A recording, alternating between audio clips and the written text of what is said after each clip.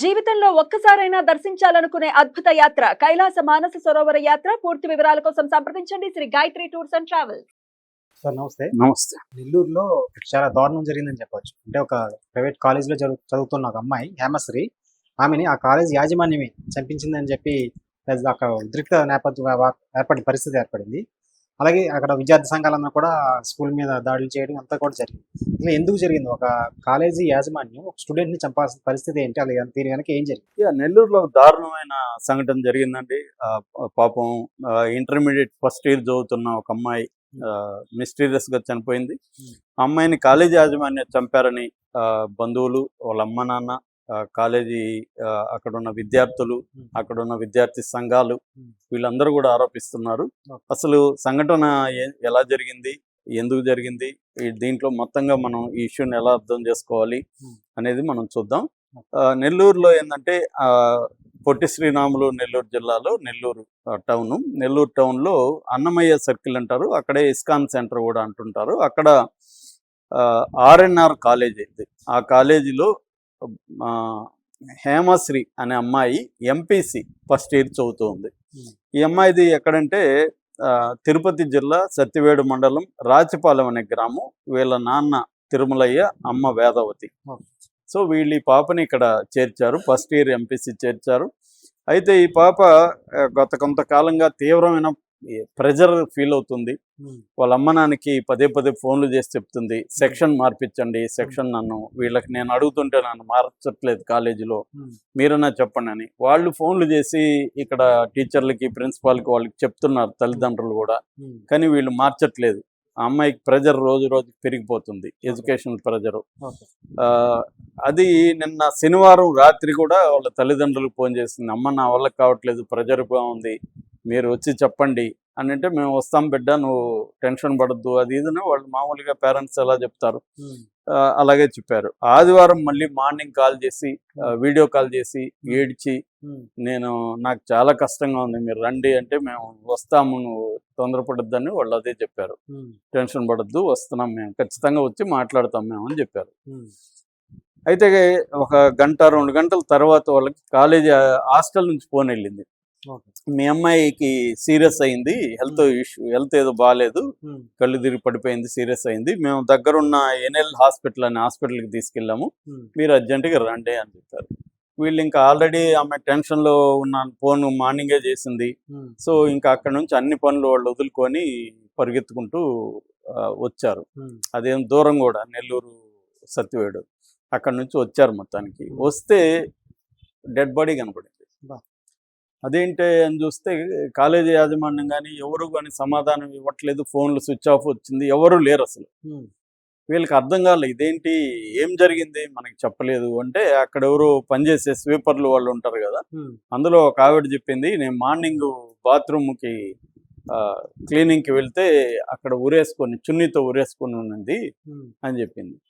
ఇదేంటి, చున్నీతో ఎందుకు ఉరేసుకుంది, ఉరేసుకుంటే మాకు చెప్పినప్పుడు ఏమో హెల్త్ బాగాలేదు, హాస్పిటల్కి తీసుకెళ్ళామని చెప్పారు. మార్నింగే ఫోన్ చేసింది, ఆమె ఏడ్చింది కానీ ధైర్యంగానే ఉంది. అమ్మాయి చిన్నప్పటి నుంచి కూడా మేము చూస్తున్నాం కదా, పిరికిది కాదు, ఆత్మహత్య చేసుకునే స్వభావం కూడా కాదు, ఏదైనా ఉంటే మాతో కొట్లాడుతుంది, ఫైట్ చేస్తుంది, ప్రెజర్ అన్నమాట వాస్తవమే, కానీ దానికి ఆత్మహత్య చేసుకునేంత ఇది లేదు, అందుకనే మేము కూడా వస్తాంలే అని చెప్తున్నాము, ఫోన్లు చేస్తున్నాము కాలేజీకి కూడా. కానీ ఇది వీళ్ళే చంపేశారు. పైగా అక్కడ మెడ మీద గాయాలు ఉన్నాయి. మామూలుగా ఆత్మహత్య చేసుకుంటే చున్నీకి గాయాలు ఎందుకు అవుతాయి అంటే గుర్తులు ఏర్పడతాయి, కానీ గాయాలు ఉన్నాయి, ఏదో కొట్టినట్టుగా అలాగా గాయాలు ఉన్నాయి అని వాళ్ళు నిన్న ఆరోపించి బంధువులంతా వచ్చి, ఇంకా కొంతమంది ఈ లోపల న్యూస్ రాగానే వాళ్ళ ఊరు కదిలి వచ్చింది. వాళ్ళందరూ ఇంకా అక్కడ హాస్పిటల్ ముందు కూర్చొని ధర్నాలు చేయడం మొదలుపెట్టారు. ఇది తెలిసి విద్యార్థులందరూ కూడా, ఇదేంటంటే వీళ్ళు యాజమాన్యం లాక్ చేసుకుని వెళ్ళిపోయారు, హాస్టల్ని కూడా ఖాళీ చేసేసి ఈ పిల్లల్ని ఇంకెక్కడికో షిఫ్ట్ చేసేసారు ఎవరికి తెలియకుండా. వీళ్ళు వచ్చే లోపల పిల్లలు కూడా లేరు అక్కడ. కానీ ఆ పిల్లలు కొంతమంది బయటకు వచ్చారు, కొంతమంది డే స్కాలర్స్ ఉంటారు కదా, ఇళ్లలోనో రూములు తీసుకొని వెళ్ళేవాళ్ళు, వాళ్ళందరూ వచ్చేసారు. ఈ లోపల వైఎస్ఆర్సీపీ స్టూడెంట్ విభాగం రంగంలో దిగింది. ఇట్లు ఎస్ఎఫ్ఐ, సిపిఎం స్టూడెంట్ ఆర్గనైజేషన్ వాళ్ళు రంగంలో దిగారు. Hmm. ఇంకా ఇవి ఆగ్రహావేశాలు కట్టలు దించుకున్నాయి. ఎందుకంటే యాజమాన్యం ఎవరన్నా ఉంటే సమాధానం ఇవ్వాలి, ఎవరు ఇచ్చేవాళ్ళు లేరు, ఫోన్లు ఆఫ్, ఎక్కడున్నారో తెలియదు, అన్ని క్లోజ్ చేసుకుని వెళ్ళిపోయారు. దాంతో వీళ్ళు వెళ్ళి బేగా తాళాలు పగలగొట్టి లోపలికి వెళ్ళి ఫర్నిచర్ ధ్వంసం, అద్దాల ధ్వంసం ఇవన్నీ చేశారు. ఈ లోపల అక్కడ దర్గామిట్ట పోలీసులు వచ్చారు. వాళ్ళు వచ్చి కొంత సముదాయించి మాట్లాడారు, కేసు నమోదు చేసుకుంటున్నారు. వాళ్ళేమో ఫస్ట్ ఏమో కాలేజీ యాజమాన్యం చెప్పినట్టుగా సూసైడ్ అనే వాళ్ళు చేసుకున్నారు కేసు. దాంతో వీళ్ళు ఒప్పుకోలేదు, ఇది సూసైడ్ కాదు హత్యగా నమోదు చేయాలి, వాళ్ళని అరెస్ట్ చేయాలని డిమాండ్స్ పెరిగాయి. అక్కడంతా పెద్ద ఎత్తున ఆందోళనలు జరిగాయి, ట్రాఫిక్ జామ్ అయిపోయింది. అయితే పోలీసులు అది మా పరిధి కాదు, వేదాయపాలెం కిందకు వస్తుందని వాళ్ళకి అప్పగించారు కేసు. వాళ్ళు వచ్చి ఇది దాని ఏమంటారు సస్పెన్షన్ డెత్ అని వాళ్ళు చేసుకున్నారు. 194 BNSS భారతీయ నాగరిక సురక్షా సంహిత కింద 194 సస్పిషియస్ డెత్ అంటే అనుమానాస్పద మృతిగా వాళ్ళు చేర్చుకున్నారు. అనుమానాస్పదలో హత్య కావచ్చు, సూసైడ్ కావచ్చు, రెండు ఉంటాయి. ఇదేంటంటే కంప్లైంట్ ఇచ్చిన దాన్ని బట్టి వాళ్ళు చేసుకున్నారు. ఇప్పుడు వాళ్ళు ప్రాథమిక విచారణ జరుపుతున్నారు. ఇప్పుడు వాళ్ళు పారిపోయారు కాబట్టి వాళ్ళని ఎతుకుతున్నారు.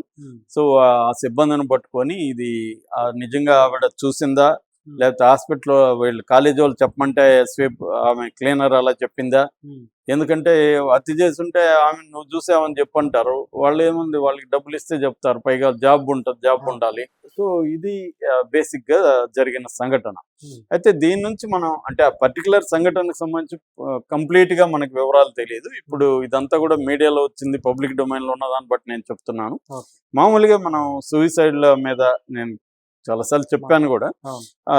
అయితే విద్యార్థుల సూసైడ్లు భారతదేశంలో ఏ కారణాల వల్ల ప్రధానంగా జరుగుతున్నాయి అన్నప్పుడు ఎక్కువగా ఎగ్జామ్స్ అనేది ప్రెజర్ బాగా ఉంది.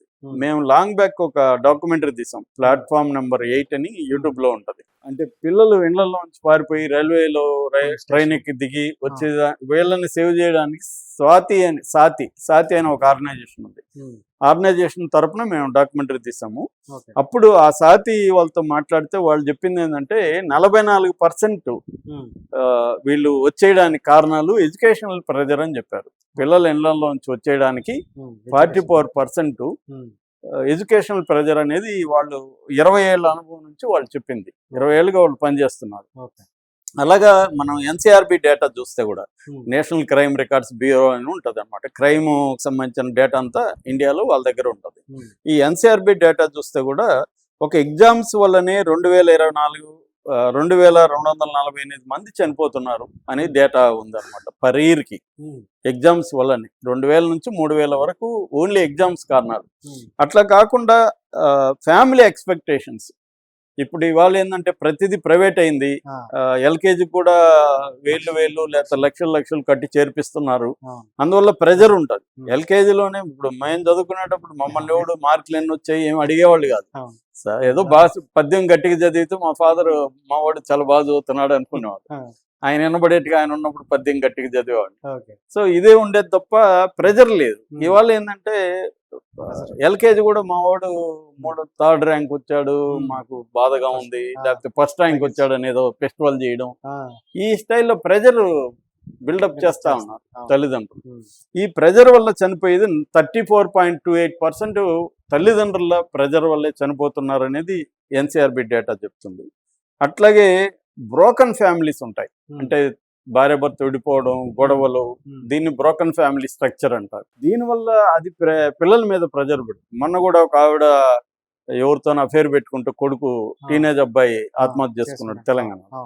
సో ఆ ప్రెజర్ పడుతుంది బ్రోకన్ ఫ్యామిలీ. ఈ మధ్య కాలంలో ఎక్స్ట్రా మ్యారిటల్ అఫైర్స్, గొడవలు ఇవన్నీ కూడా బాగా పెరుగుతున్నాయి.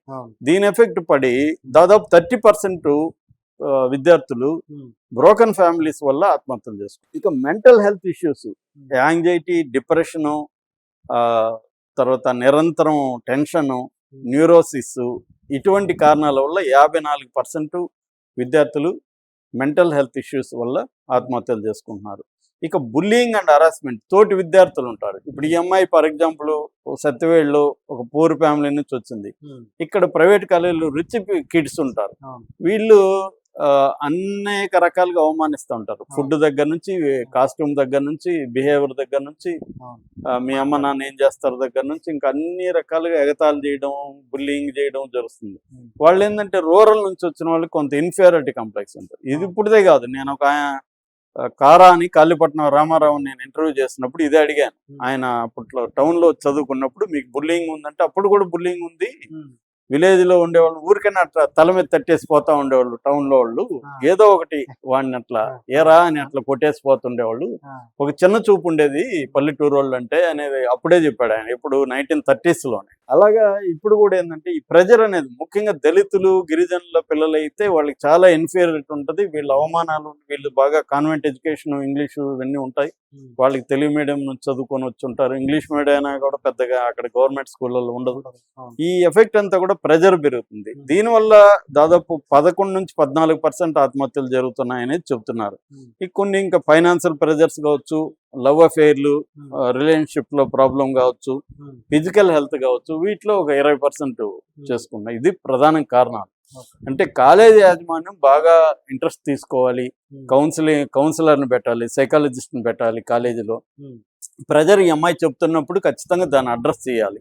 అట్లాగే తల్లిదండ్రులు కూడా పిల్లలు చెప్తారు, ఇప్పుడు ఈ అమ్మాయి చెప్పింది వాళ్ళకి నాకు ప్రెజర్ ఉందని, వాళ్ళు ఎంతసేపటికి ఈ అమ్మాయి ఏదో చెప్తుందిలే, మనం ఎంత ఫీజులు కట్టాము అనే యాంగిల్ తప్ప బిడ్డ ఇక్కడ ఏదో ఫీల్ అవుతుందని వాళ్ళు వచ్చేసి మాట్లాడడం, కాలేజీ వాళ్ళతో మాట్లాడడం, ఒకవేళ వద్దనుకుంటే కాలేజీ మార్పు, డబ్బులు పోయినా మార్పు, ఇది లేదండి. వాళ్ళు కష్టాలు పడి డబ్బులు పెట్టి ఉండొచ్చు, కానీ బిడ్డ ప్రాణం అనేది ఇంపార్టెంట్ కదా. ఆ యాంగిల్లో చాలా మంది ఏంటంటే, నువ్వు ఊరికైనా చెప్తుంటావు, అందరికి మిగతా వాళ్ళకి లేని ప్రెజర్ నీకెందుకు ఉంది, ఇలాగా మనం మాట్లాడుతాం తప్ప వాళ్ళని అర్థం చేసుకొని వాళ్ళతో ఒక ఫ్రెండ్ లాగా మాట్లాడి వాళ్ళ ఫీలింగ్స్ ఏంటి అర్థం చేసుకొని దాన్ని ఎలా సాల్వ్ చేయాలనే వైపుగా ప్రొయాక్టివ్ గా పేరెంట్స్ ఉండాలి. ముఖ్యంగా నేను గమనించిన నా అబ్జర్వేషన్ ఏమంటే, ఇటు లో బ్యాక్గ్రౌండ్ నుంచి దళితులు కావచ్చు, గిరిజనులు కావచ్చు, బీసీలు కావచ్చు, రూరల్ దీంట్లో నుంచి వచ్చిన అమ్మాయిలు అయితే ఇంకా ఎక్కువ ఉంటుంది. వీళ్ళకి ప్రెజర్ ఎక్కువ ఉంటుంది ప్రైవేట్ కాలేజీల్లో. సో అందుకని ఆ పేరెంట్స్ మీద కూడా బర్డెన్ ఉంటుంది అనమాట. అది థ్యాంక్ యూ.